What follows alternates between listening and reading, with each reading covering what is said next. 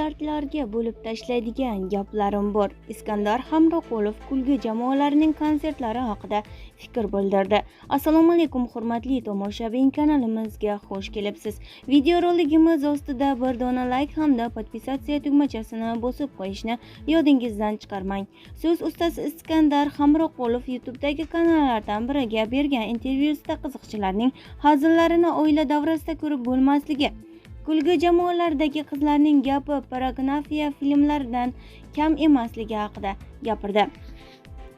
Bo'ydoq yigitlar o'zaro gaplashadigan gaplarni sahnaga olib chiqishyapti. Men o'zbek qiziqchilaridan faqat Avazoxonni yaxshi ko'raman. Uni qiziqchi bo'lib emas, muxlis bo'lib, sof tomoshabin sifatida ko'raman. Zavqlanaman, havas qilaman. Haqiqiy qiziqchilik prinsiplariga, qonun qoidasiga, qiziqchilik maktabiga amal qilayotgan yagona qiziqchi u bo'lyapti. Undan boshqa yana kim bor? Ota-ona kelin bilan o'tirganda ko'ra oladigan yana kim bor? Mening bu gaplarimdan boshqa qiziqchilar xafa bo'lmasin. Ertaga o'zini to'g'rilab bo'lsin, kasbga xiyonat qilmasin. Millionni milliardlarga bo'lib tashlaydigan gaplarim bor. Men ham farishta emasman. Men ham bunday gaplarni gapiraman, lekin faqat erkaklar bo'lgan tor davralarda shunday gaplarim borki, millionni milliardlarga bo'lib tashlayman. Qiziqchilar jamoasidagi qizlarning gaplari internetda chiqib qoladi.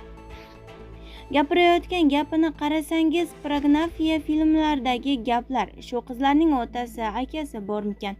Undaylar bilan bir mahallada ham yashamaslik kerak. Shuning uchun ularni kuzatmay qo'ya qolaman. Shunda ularga nisbatan g'azabim ham, nafratim ham bo'lmaydi, deydi qiziqchi. Biz bilan qoling va kanalimizni kuzatib boring.